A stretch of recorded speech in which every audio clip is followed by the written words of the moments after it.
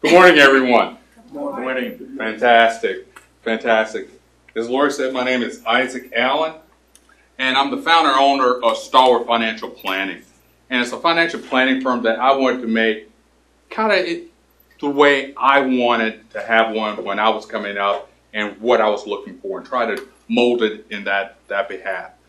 I have 11 years as a personal financial planner. Before that, I was a software engineer, software development manager with IBM for 20 years. And after that, we went through and decided to go back to school, got my certificate for doing financial planning, CFP, from Duke University, then got work experience, and then after that went and opened my own practice, which is Stalwart Financial Planning. Now, we talk about financial planning.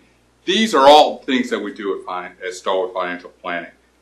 Great list, kind of a great thing that people think about. When they think of financial planning, probably this is one of the things they think about. But for myself, I think it's very different. I tell clients and prospects, when you think of financial planning, what I try to do is I come in and I try to feed your dreams and starve your fears. Again, let me repeat. Feed your dreams and starve your fears. That's what I think is a good and solid financial plan when that happens. We know that students or children whose parents start a 529 plan, and that's a plan kind of like an IRA for going to college to be able to save for college savings. If a parent starts a 529 plan, those children, their children are much more likely to go to college than those that do not. And I think part of the reason, there's many reasons, but one of the reasons I think so is it allows them to start to dream. Allow them to start to dream. What kind of major do I want to be in? What school do I want to go to? And it just kind of continues on from there, because now they're dreaming. Now, I think on the other hand, children whose parents maybe have not started a 529 plan, one of the things they're probably thinking about is, can I afford school? Maybe that's not for me, and they aren't starting that dream. And it's the same thing happens to our adults. When we have dreams and plans of what we want to do in retirement, do we want to buy that vacation home? When we know we have the financial means to do that, it allows us to dream. So again, I think the big part of financial planning is to feed your dreams and starve your fears. The financial planning world is a long journey. You know, we all go on this journey through our lives, and we want to get started, and we're always wondering what to do. Now, when it comes to financial planning, there's always one piece that we need. That piece, at least in financial planning that we focus on, is that piggy bank. You know, getting that money. And then once we have that money and we understand that nest egg is there, then that's what allows us to start funding our dreams. Again, if you're a young couple just starting out, you're probably thinking about, hey, I want to make that first home. I want to purchase that first home. I get a lot of young couples come in, and that's the first thing they say. They want to buy a first home. Another time they think, hey, I want to pay off some of those college loans too. It's another thing they talk to me about. Then you move along, and you move along in life, and you probably start a family.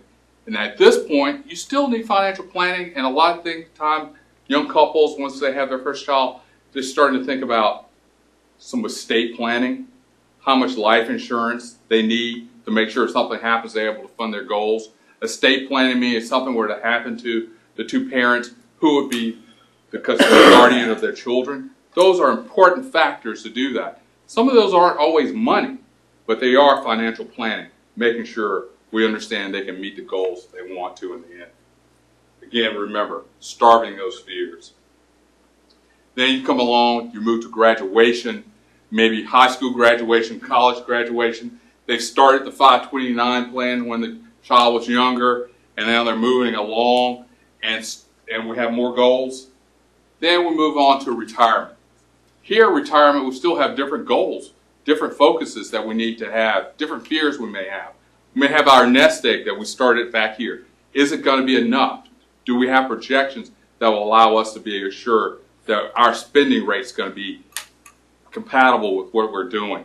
Also for long-term care, a lot of time some clients come in and they're worried about what happens if I get ill, have a prolonged illness. What impact will that have on my nest egg? Financial planning, we can take a look at that. And again, If everything's good, we kind of start that fear. If not, we can put things in place. Again, it's planning that is the key word in all of this. And at Stalwart Financial Planning, we really try to focus on doing a holistic plan. We try to look from tax planning, retirement planning, estate planning, and long-term care planning, insurance needs, and making sure all of them come together. And a lot of times I kind of go and give them the five and give them the fist and says the fist is more powerful than all these single fingers put together. So when you put a plan together, you really have a strong plan that you can work with. Now, 3 things I want you to take away today. There are going to be 3 things I really want you to have to take away about Stalwart Financial Planning. The first one being certification. Planners at Stalwart Financial Planning we're always going to be certified financial planners, professionals. That's the gold standard. Now, what it means to be a certified financial planner means they've gone through and had the education, the base education, do that. They've gone and passed a rigorous exam. When I passed the exam, it was a 7-hour exam. And then they've got continuing education. They're continually being updated on the new tax laws, new financial strategies that are going on out there. Those are the things that are key to making the plan work. The second thing I want you to take a look at and remember as a takeaway today is financial compensation. Anyone who's out there doing a financial plan or calling themselves a financial planner or financial advisor, they're going to be compensated in one of 3 ways. They're going to be compensated either as commission-based or they're going to be a commission and a fee. Now, those 2 types of compensation are really based on them selling you a product. Selling you a product, and then they're getting a commission or a referral fee or a kickback from that. Fee only is how we do it at Stalwart Financial Planning. We think this is a better way to be compensated. This allows us to be, I think, more transparent, more objective. Also, it minimizes the conflicts of interest you may have with a client and what you're doing. It also allows you to work as a fiduciary. And by a fiduciary, I mean working in the client's best interest, putting the client's needs ahead of yours. And that's always the hat you're wearing when you're a fee-only financial planner. As the fee-only model, there's probably less than 1%, probably right at 1% of all financial planners or people that call themselves financial planners in the United States. Right at 1% are fee-only. I think it's a better model, better way to go forward. The third thing at Stalwart Financial Planning is we do hourly planning. And by hourly planning, this allows us to do a couple of things. One of the things with fee-only model, one of the big kicks or knocks against fee-only model was it was only for people who were highly compensated, wealthy. Usually a lot of them had minimums such as $1 million or $2 million to be able to talk to a fee-only planner. But one of the things at Stalwart Financial Planning is that we have no minimums. No minimum income, no minimum investments, no minimum net worth to be able to come in and get a financial plan. We come in, we don't sell you any products. There's no long-term commitment. Have a lot of clients come in and sometimes they are do-it-yourselfers. They've gone through, they've done all their financial planning on their own and they just want a second opinion. If they come in, they get a second opinion, they've done everything great, fantastic, we kind of give them a reassurance. And then if there's some tweaks, we can tell them that. Or sometimes they really have made some egregious miscalculations in how things should work and they want to come on and do that. There's no long-term commitment. Again, they can come in at one time. I have clients that have come in and I've worked with them as long as I've been in business. I have other clients, I come, I see them once, and away they go. But this is, the hourly planning, I think, are the key pieces to doing or working with Stalwart Financial Planning. You're probably asking yourself, okay, if you're out there, you may find yourself or you want to go out and refer someone to a financial planner, when would be someone who would maybe get the most benefit out of a financial plan? I think it's someone where they have a life event maybe happening to them, or there's maybe money in motion for them. This is newly wedded couples. Obviously, they're joining together, maybe joining bank accounts, want to understand what's the correct way to budget, what's the correct way to do cash flow for the family or household. There's divorce, separation. Because obviously now there's a splitting of a union, and maybe one person has kind of been in charge of the finances and the other not. It's a good time to kind of come talk to one. Maybe expecting a child, recently had a child. Another great time to start putting plans in place for what you want to do. Maybe a death of a family member is another good time. Changing of a job, lots of time. And one of the biggest mistakes we see out there in the financial planning community is people leave a job, they have a 401k or some type of retirement plan, and then instead of rolling that over into their new 401k, they may cash out, take the penalties and everything, and then that nest egg doesn't get to grow for them. Someone who's nearing retirement. As you near retirement, you got many options. Again, you have that nest egg. You may have that 401k. You may have part of a pension. What type of lifestyle? How much can I spend in retirement and still feel comfortable that I'm going to be able to make it for my life expectancy? That's another great time. And then Social Security, especially if you have couples, there's different options on when to take Social Security, trying to get the best benefits out of that. That's another great time for someone to come and talk to a financial planner, any financial planner, and obviously we would encourage you to come and talk to Stalwart Financial Planning. So at this point, I'll go through and I'll take some questions that anyone may have. So you mentioned fee-based. How much? Fee-based. So or an hourly rate? For my hourly rate for Stalwart Financial Planning, our hourly rate is $165 an hour.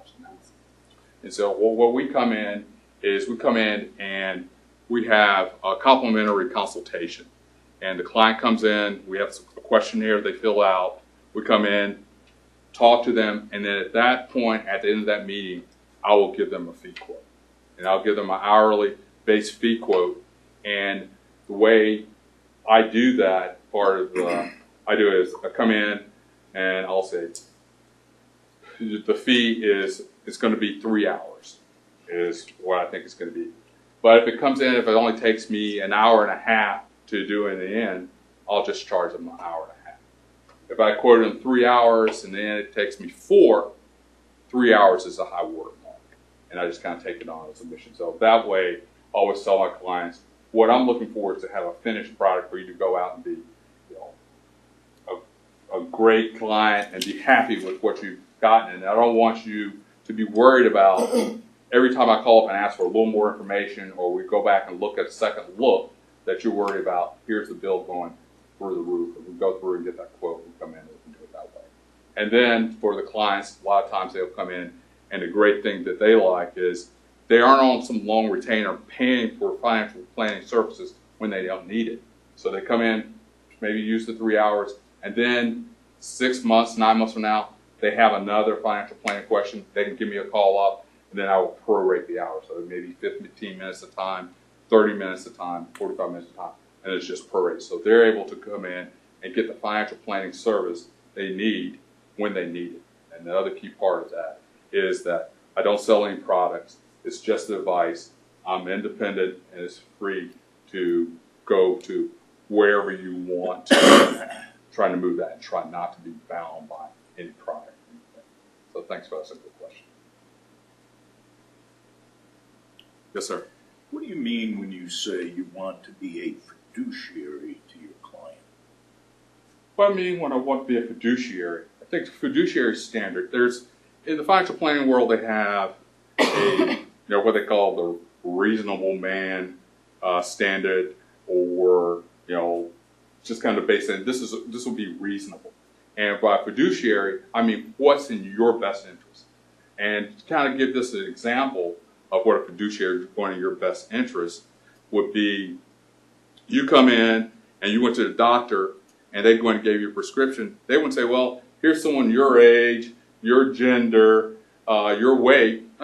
here's the medication, and here's this general thing, here's something that you go out there. That wouldn't fit you just right. Whereas a fiduciary, I'm going to look what's in your best interest. What are the products? What are the things that are going to be right for you? And that's what I'm trying to do when I say I try to be a fiduciary. Fiduciary is a big buzzword in the industry right now. There was this rule that came out, I guess it was under the Obama administration, that came out that was going to do the fiduciary standard. Everyone who worked with a retirement had to be a fiduciary, had to work into the fiduciary standard. That has kind of gone to the wayside, but that's what we mean by being a fiduciary. You want to always be working in the client's best interest. Unlike But lawyers are supposed to be a fiduciary, so yes, they are supposed to be working in your best interest, like a lawyer. Like a lawyer and doctors are two very good examples of fiduciary.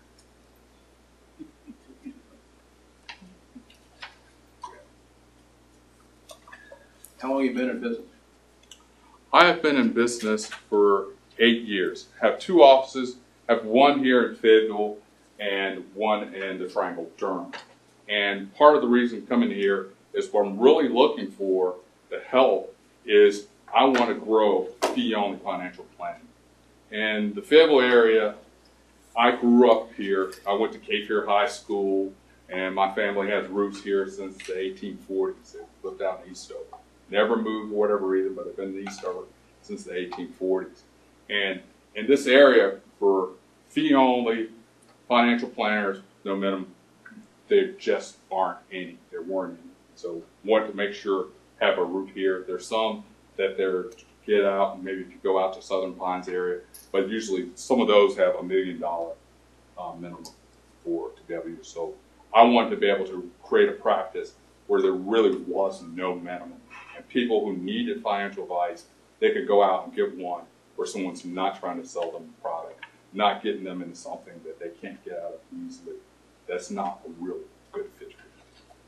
What did you do before you got into business? I was a software engineer. I was a computer programmer. I've worked on routers and storage and network attached storage devices.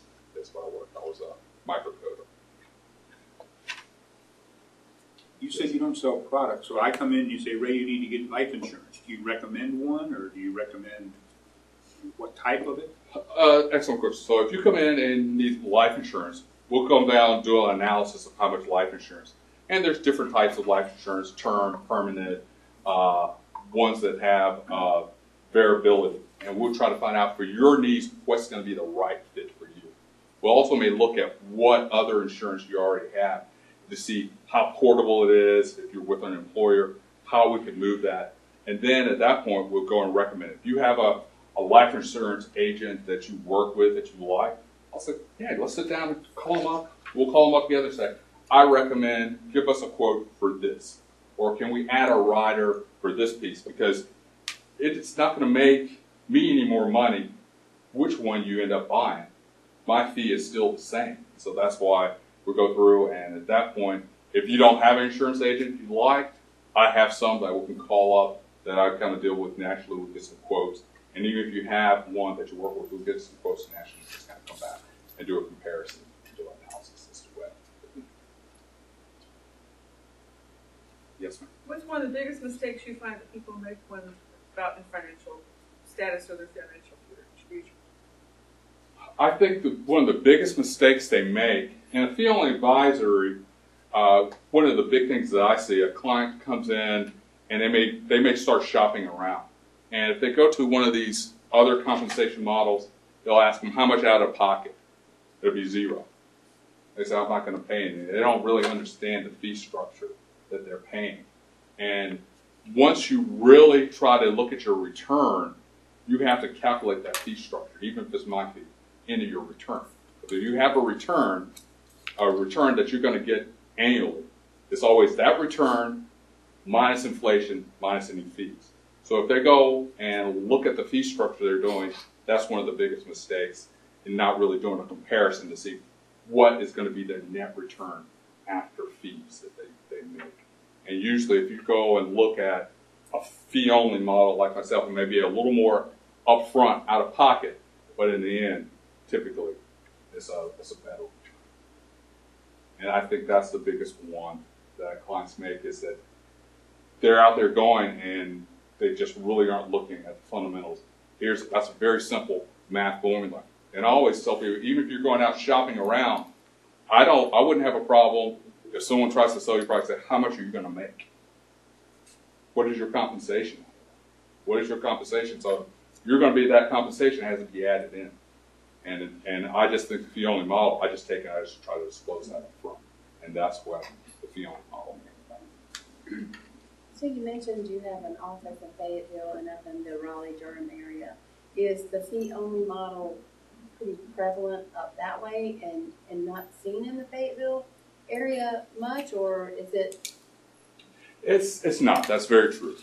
Fayetteville, a lot of clients that I get here in the Fayetteville area, a lot of them are looking to say, hey, I understand I should probably go get a fee-only advisor, and I get that. There's also no fee-only advisors down in the upper part of the upstate of South Carolina. So I get a lot of clients coming out of South Carolina come up there. In the Triangle area, there's probably about 12. And the ones that do it by the hour, there's 2 of us.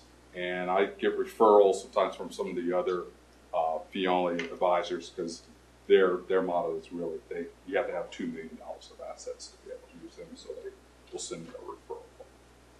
But yes, ma'am. Do you have any particular way that you find clients, or do you just wait for them to? That is one of the things that we're trying to go out and find clients. Going out and talking to groups is one of the ways I try to go out and try to find clients. But for the most part, right now, they come through a lot through referrals and ones that are just kind of out seeking the fee-only model, and also seeing that there's no minimum. It's kind of how I get most of the clients.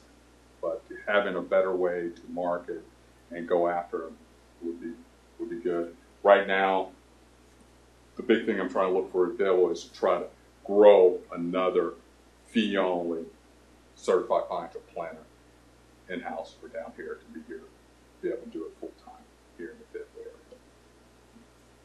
area. So we all know $1 today is worth more than $1 tomorrow. But how do you instill that in a 18 or 20-year-old? Start saving today because tomorrow's coming. Do you have any tips for that? That's always a tough one, that whole delayed gratification type piece. And sometimes what I try to do, I tell my clients, is to try to find out how much do you need to leverage someone to do something tomorrow. Right? And that's the whole thing when you open a CD and you say, is it worth opening this CD because I'm going to get more money tomorrow? And even someone young to be able to go through and do that, I think that's one way. But probably one of my favorite ways to get someone excited about investing, is the thing that got me the most excited, is actually going out and buying something. Going out and buying a share of stock. This is one of the easiest times to go out and do something like that. They have apps out there like Robinhood where you can go out and buy something $5, $6 and then seeing the growth. But actually go out and maybe buy a share. Go out to TD Ameritrade, E-Trade. They have low commissions. Go out and buy a share of something that it may be their favorite item, and then watch it grow over time. It is an amazing power as you see things build. That's what you go. I have clients who come in and they've started. I had one client, probably one of my favorite stories early on. He came in, he didn't have a savings plan, hadn't started. He started doing a savings plan, and then in his business, they went through and they allowed people to buy into the business. And they asked who would be able in the room would be able to buy in. And because he had started that savings plan, his nest egg really started small, but in a matter of about 4 or 5 years, he had seen it grow, and then he was able to raise his hand. And now, instead of just being an employee, he became part owner of the company. And that was just an amazing thing for me to hear, and it was amazing for him too, to hear that growth. I think buying something and just trying to see it, tracking it over time, is a great way to do it. Yes, sir. I was going to ask, what is the minimum you got to have to invest? The minimum you have to invest, there really is nothing now. When I got started, I was a software engineer still, but when I started investing $25. $25 a month. Being consistent with it is another great approach, and it's called a drip plan. Just being consistent with a savings plan. as a client comes in, and I think that's one of the more powerful things that you can instill in someone is to kind of create that savings plan, just that consistent savings. And then we can kind of project that over a long period of time, and we can see how that can grow. We can get the compounding rate. What we're really looking for is the compound. That's where the power is. Yes, sir. If you had a client come in and said, look, I can only contribute $100 a month. That's all I have. Would it be better to put it in a savings account or invest it? All I have is 100. How would you advise that client? Well, let's start with probably the biggest thing is that, well, when do you plan to spend that $100? When do you need to spend that $100? And I always tell clients all the time, if you're going to spend something in the next 3 years, or you need to use that money in the next 3, it doesn't belong in the stock market at all. And you need to just keep it in the bank, because that's going to be the surest thing. Because when you need to pull it out, if you put it in the stock market and it was $400 and now it's $200, whatever that thing you aren't going to be able to buy. You aren't going to have it. So it's better, cash will be king at that point in time. But longer periods of time, we may have time for things to go down and then the recovery to happen. So I think that is a much better way. So we'll try to find out when you're going to need the money, what you're going to do, and then we'll try to do the planning. And again, planning is key. It's not just investing, it's planning. Planning is part of the key. So you're looking at the short term and the long term both at the same time. Try to look at really a holistic picture of the client, because you go through, and I always tell people, you come in there could be 2 of you that come in, you have the same job, the same age, you're both married, both have the same number of kids, and the financial advice would be so different for you. One of you may be, you've got kids, one may have an autistic child, a special needs child. Then their plan, they may have to do something totally different. Other one may have an aging parent that they've got to take care of. So we really have to look at the full picture to be able to understand what's the best thing to do. There's no one plan fits all. Yes, sir. Is it possible to have short-term goals? Oh, most definitely. You want to have short-term and long-term goals. And when you go through and you have those short-term goals, those are the things that make us want to generate the cash. So you have the stock market. Typically, you want to have the investments. You have the stock market, you're going. And then it's not just to create a pile of gold that you can count like a dragon, how much gold that you have. It's for you to do things with. It's for you to live your life. And when you do that, you have these short-term goals or intermediate-term goals. Maybe you want to buy that house. So you're going to go there, and you aren't going to leave it in the stock market until to that very minute you're going to buy the house. You'll sell some of that stock off to make the cash so you can make that down payment. Maybe you want to make a vacation home. It may be several years down the road, but you want to be able to sell something off to invest, to have those goals. So having short-term goals are very important to have in that, and we just have to plan for it. Yeah, planning is the key. You mentioned you're a certified financial planner. Is that certification a state, national, or industry certification? It's a national certification. They call it actually international. CFP can actually be international, but it's really only recognized in the United States. So as a certified financial planner, I can go through essentially any state, just take the certified CFP. A lot of times, some financial planners, they have something called Series 65 or Series 7. So that's kind of a designation they get, and then they're registered state. But the CFP, I can take that designation anywhere else. I just have to register with the state.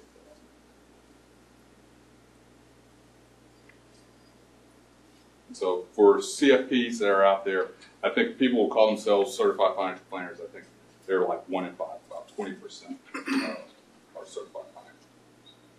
So let's go back to Jessica's question a little bit. How are you marketing your business? That is one of the things. So how I market my business is, again, going out, doing talks. I do some seminars where I go through. Also try to market by doing some classes that I do, some in-house. Some classes I do that people can sign up to just be on the web to do that. And that's probably one of the areas that would probably need some additional help in trying to market to people who maybe just aren't coming in looking for a fee-only advisor, come in and so that they can understand the importance of what I consider importance of making sure you're looking at fee-only. That is an area that I could use assistance. Are you doing any social media? Yeah, do social media as far as have a presence on Facebook and Twitter. I'm not an Instagram person. Facebook and Twitter, but not a real high prevalence. Have a newsletter that I send out, and the newsletter works pretty well for sending to clients or prospects, and they kind of forward out. And I usually send that out about once a month. And then clients, I usually get maybe a client a month, or someone just forwarding on the blog newsletter does.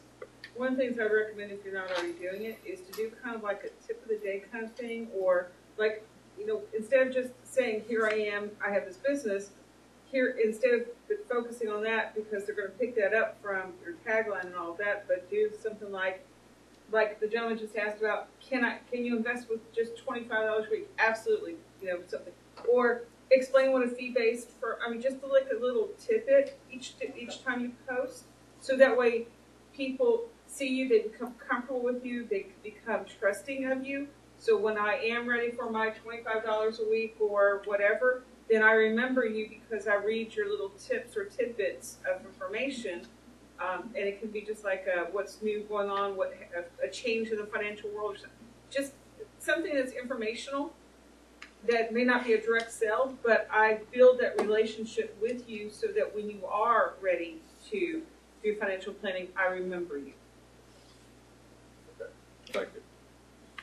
I have two questions. One is, I know that my phone's over there, so I can't double check it. I know that some people within the financial industry, I forget exactly which parts, have to comply to certain laws. I don't remember if it's financial planning, which exact little niche within the financial world, because I know some have particular laws about online advertising.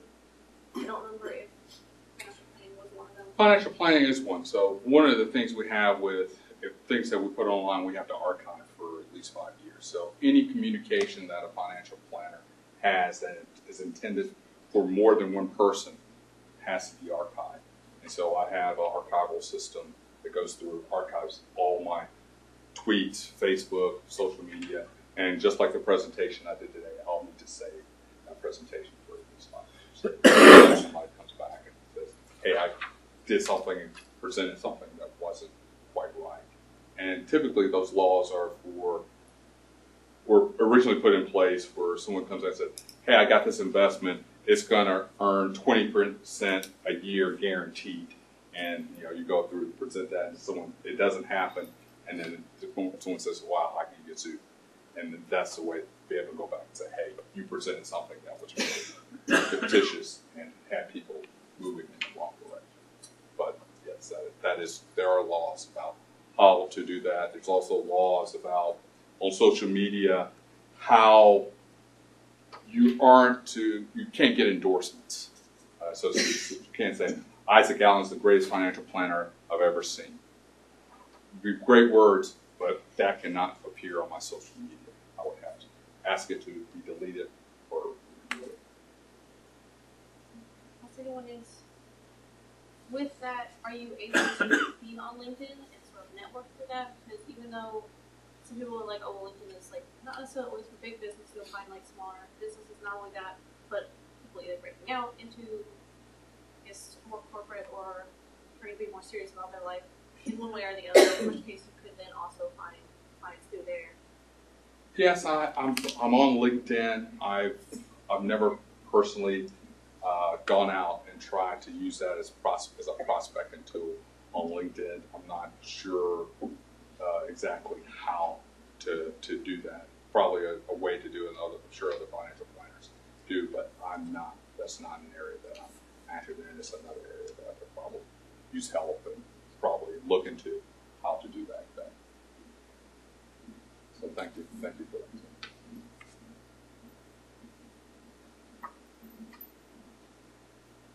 So Isaac, I'll take the last question. Sure. What can this community do for you?